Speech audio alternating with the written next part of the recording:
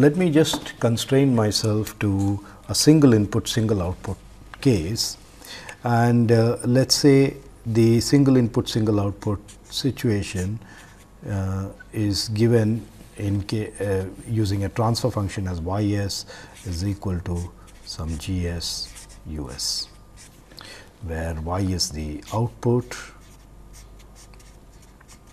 and u is the input.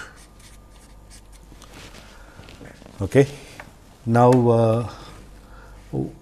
earlier what we had said was that u transpose y, this is the same in the case of the electrical circuit, v dot I is exactly the same as u transpose y. And we are saying that u transpose y integral from minus infinity to plus infinity, this particular quantity should be greater than 0, then the system is passive. Okay. Now, if you are going to take the integral from minus infinity to plus infinity of u transpose y, one could take the Fourier transforms. And if one takes the Fourier transforms, this is the same as, okay, there would be some scaling factor k, and minus infinity to plus infinity of u j omega star times g j omega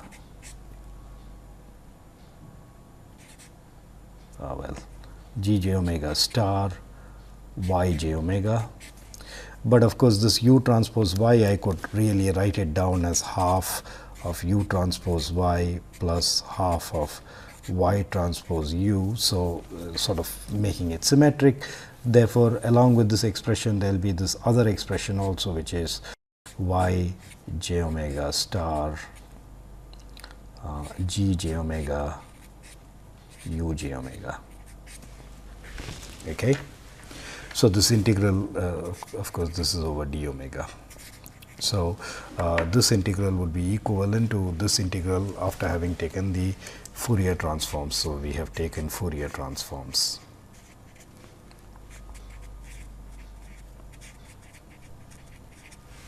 Okay.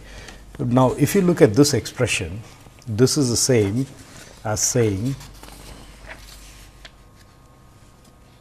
well, I think I have made a mistake. Sorry. Okay, so let me do it again. So, if you are looking at this from minus infinity to infinity of u transpose y dt, this is in the time domain. This is equal to some constant of proportionality. Of course, this u transpose y, I could write it out as a half u transpose y plus a half y transpose u. Okay. Now, I could now pass over using Fourier transforms into the j omega into the omega domain, and I will have again integral from minus infinity to infinity of u j omega star y j omega plus y j omega star u j omega. Okay. So, last time the mistake I made was that I put this g j omega in between. Now, I can bring in the g j omega by substituting. You see, once you have taken the transforms, y j omega is really g j omega times u j omega. And so, substituting this in there, we would end up with integral minus infinity to plus infinity. I am just forgetting the proportionality constant.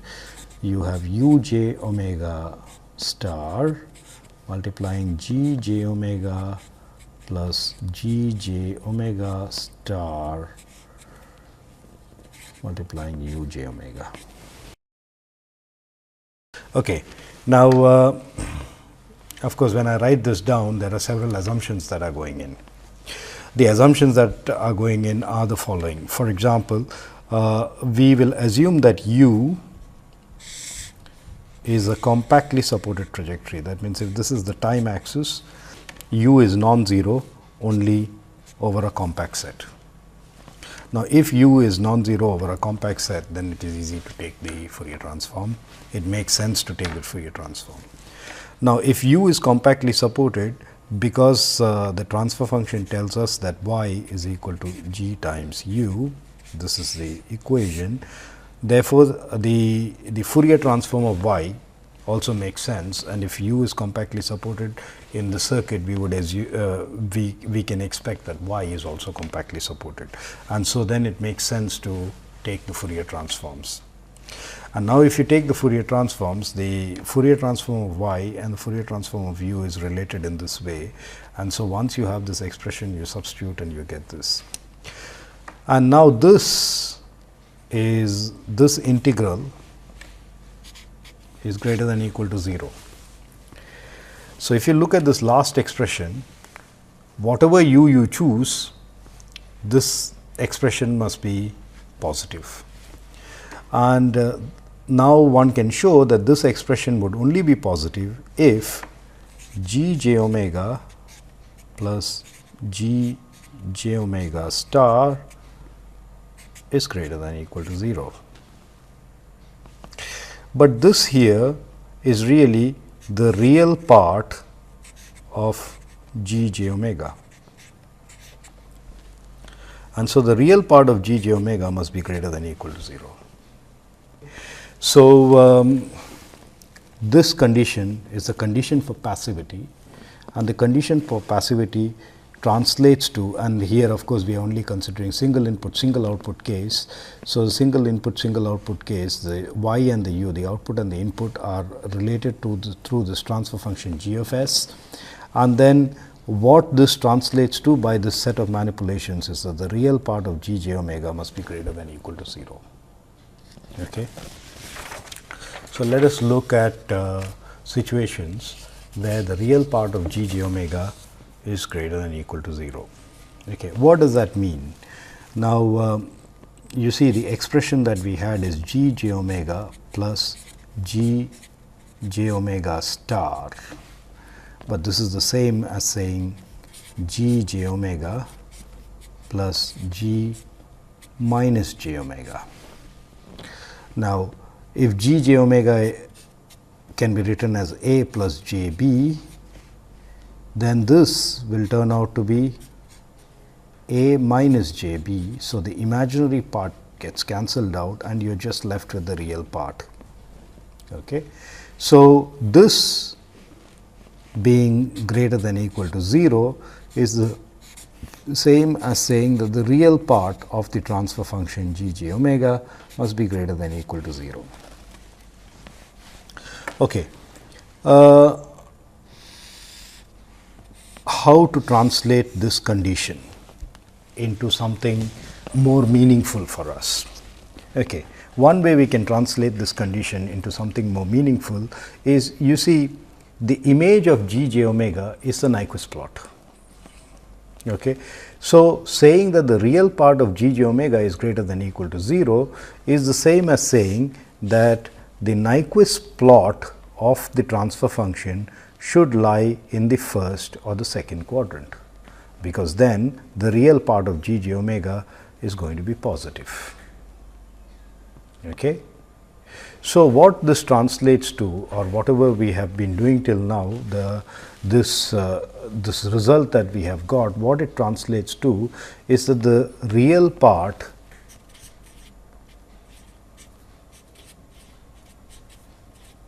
of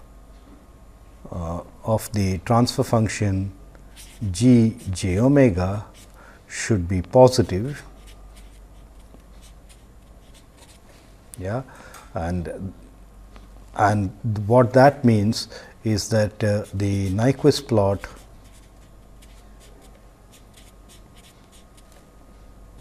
is in first and fourth quadrant, first and fourth quadrant.